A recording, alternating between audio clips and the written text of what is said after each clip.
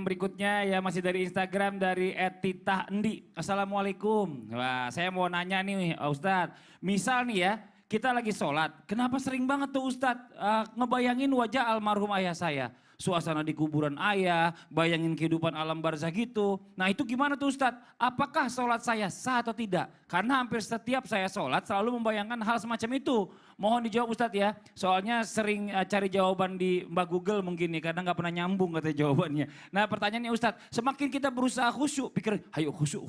Makin gak khusyuk kita jadinya. Silakan dijelaskan Ustadz. Iya, Mungkin panjang sambil tausiah. Atau saja ya. Baik izin sasbani sasam. Baik jamaah dimanapun berada. Alhamdulillahirrahmanirrahim. Bagian adalah bentuk bagaimana kita bisa khusyuk. Adalah menjadikan bahwa ini adalah salat terakhirku. Salat terakhirku.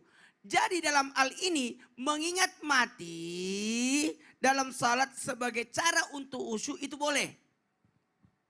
Nah kadang waduh ya Allah jadi mengingat. Sampai terus terang orang yang mengingat mati dalam salat itu saya yakin pasti lebih khusyuk. Karena kenapa bisa jadi ini adalah bagian dari. Tapi bagaimana dengan pertanyaan tadi? Ini mengingat mati dalam artian yang berbeda.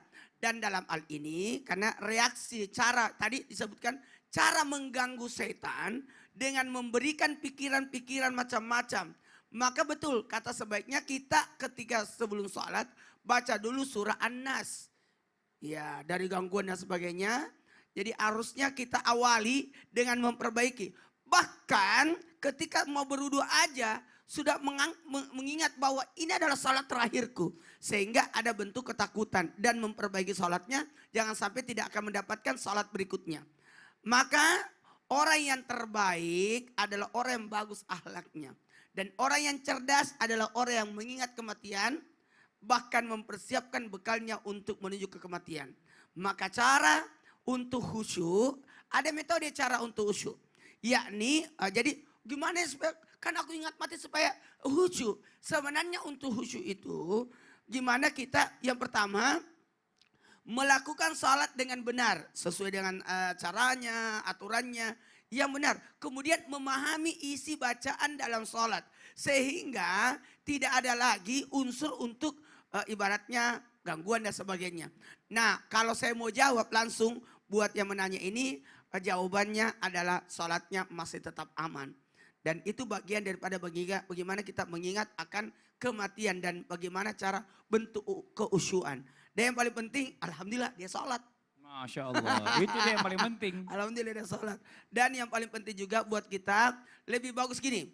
Kalau mau khusyuk dalam sholat maka hilangkan semua pemikiran-pemikiran seperti itu.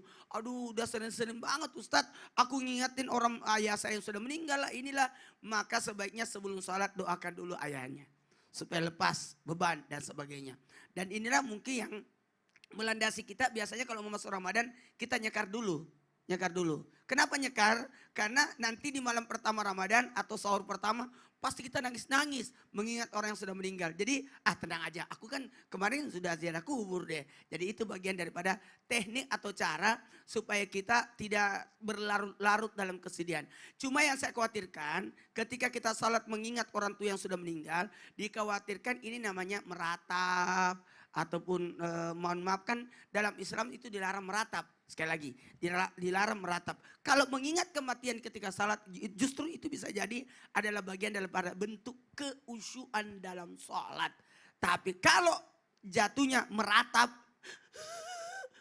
jangan sampai nangis kemudian ada ucapan huruf yang keluar takutnya itu menambah bacaan. Apalagi tadi sudah dijelaskan di segmen sebelumnya jangan sampai ada kata-kata dialog di dalamnya berbicara kepada manusia karena salat itu pada intinya adalah bagaimana dialog kita kepada Allah bentuk tasbih dan sebagainya.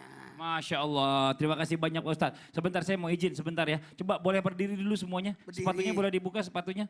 Sepatunya dibuka. Gak apa-apa udah cepetan ayo. Ini saya mau kasih coba praktek juga. Biasanya kan gangguan-gangguan sholatnya banyak. Coba kita rapetin dulu sekarang. Semua rapet dulu. Rapet dulu. Sekarang duduk tahiyat akhir. Ayo. Satu. Tahiyat akhir. Allahu Akbar. Aduh, ya Allah. Kenapa sih teriak-teriak? Gimana sih? Saya juga sering didudukin orang kayak gitu.